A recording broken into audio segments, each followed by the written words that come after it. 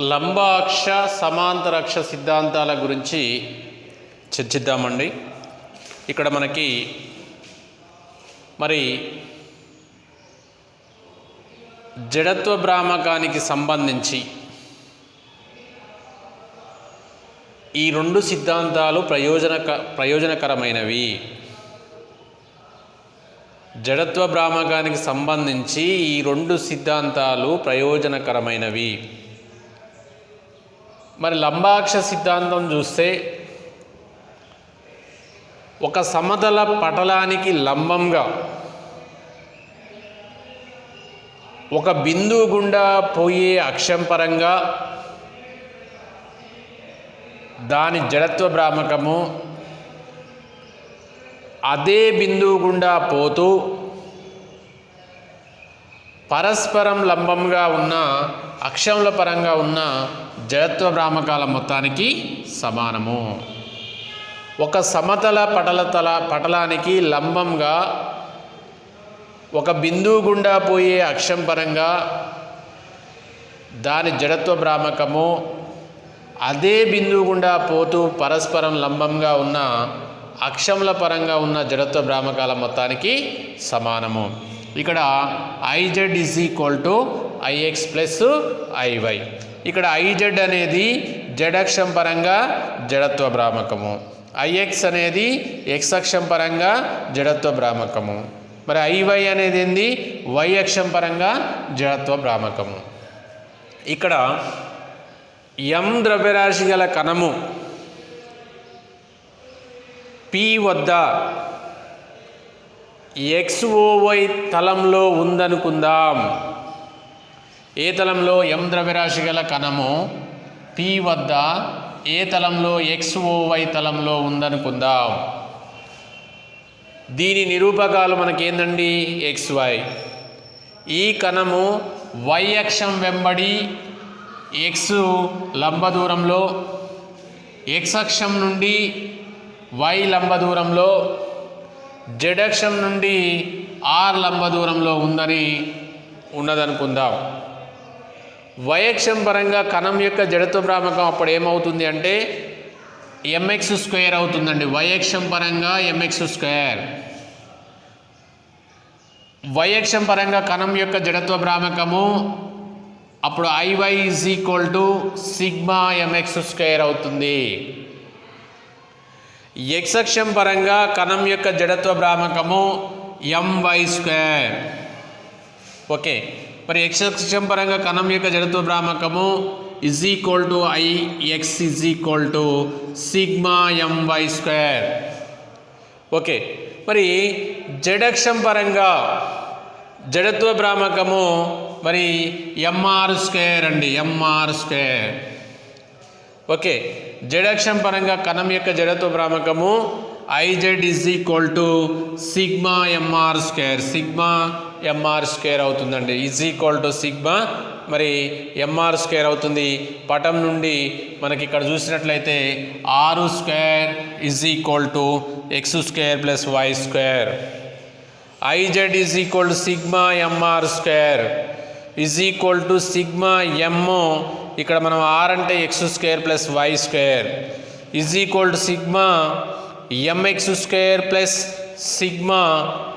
mx² + అవుతుందండి. 1, 2 నుండి IY అంటే IY = σmx². IY అంటే మనకు σmx², మరి IX అంటే σmy² కాబట్టి IZ = IY + IX అని రాసుకోవచ్చు. ఇది మనకు లంబాక్ష సిద్ధాంతం అని చెప్పవచ్చు. ఇక నెక్స్ట్ మనము సమాంతర అక్షాల సిద్ధాంతానికి వెళ్దామండి. ఈ సమాంతర అక్షాల సిద్ధాంతంలో ఏదైనా అక్షం పరంగా దృఢ వస్తువు యొక్క జడత్వ భ్రామకము ఆ అక్షానికి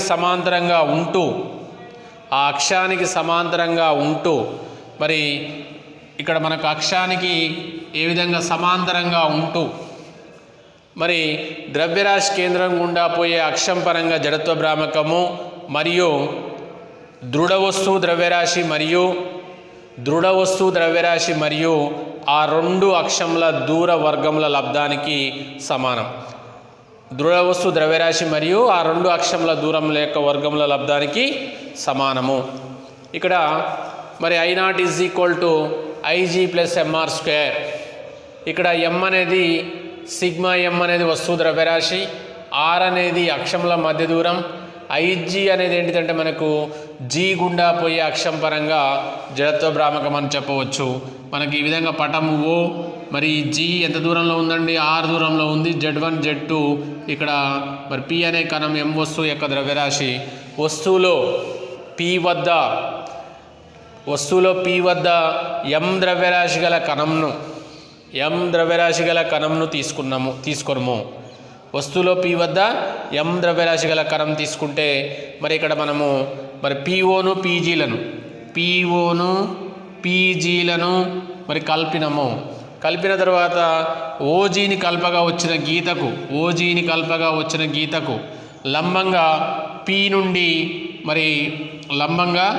నుండి ఏం గీయమంటున్నాడండి, లంబంగా PQ రేఖను గీయవలను. ఈ విధంగా లంబంగా మనం ఏం చేయమంటున్నాడు, PQ రేఖను గీయవలను.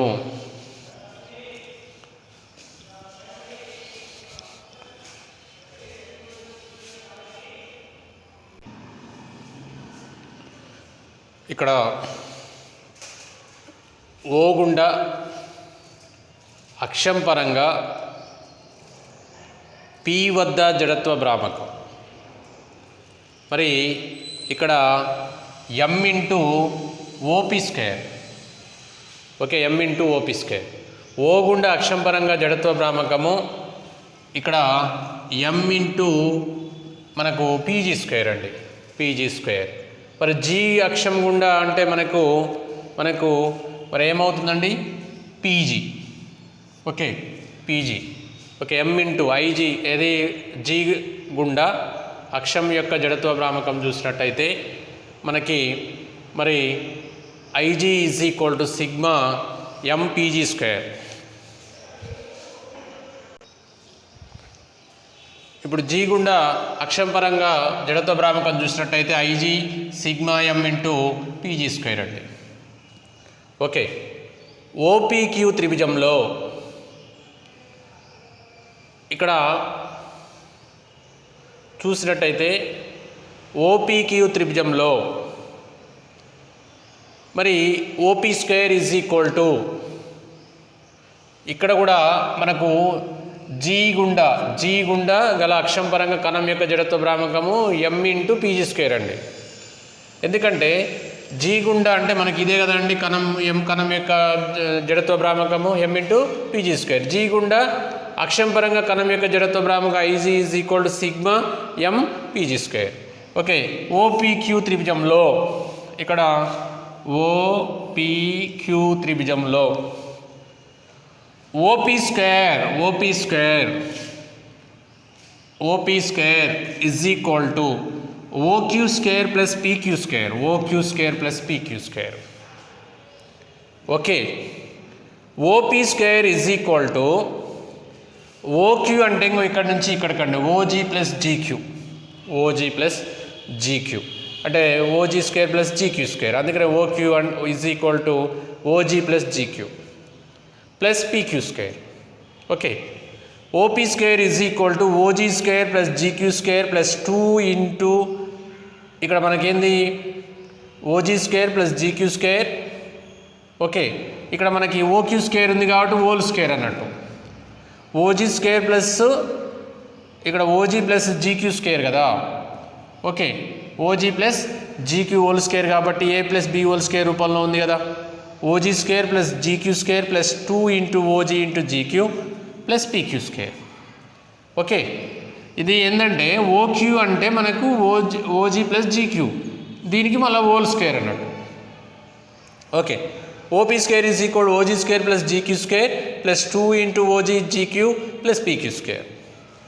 OP square is equal to OG square plus ఇక్కడ చూసినట్టయితే మనము GQ square plus PQ square, GQ square plus PQ square అప్పుడు ఏమవుతుందండి GP స్క్వేర్ అవుతుంది.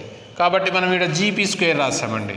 Okay, OP square plus OG square plus GP square plus 2OG GQ okay, కానీ I not is equal to sigma M OP square, sigma M OP square ఇది తీసుకున్నామండి. I not మనము sigma M OP square, I not is equal to sigma M OP అంటే ఇదంతా మనకు ఏంది OG square plus GP square plus 2OG GQ రాసుకుంటాం. Okay, I not is equal to sigma M OG square plus sigma M GP square plus sigma M 2OG GQ. Okay, ఇక్కడ sigma M is equal capital M, OG is equal to ఏంటండి, OG is equal to R. Okay, OG is equal to ఏంటండి R అని తెలియజేస్తుంది.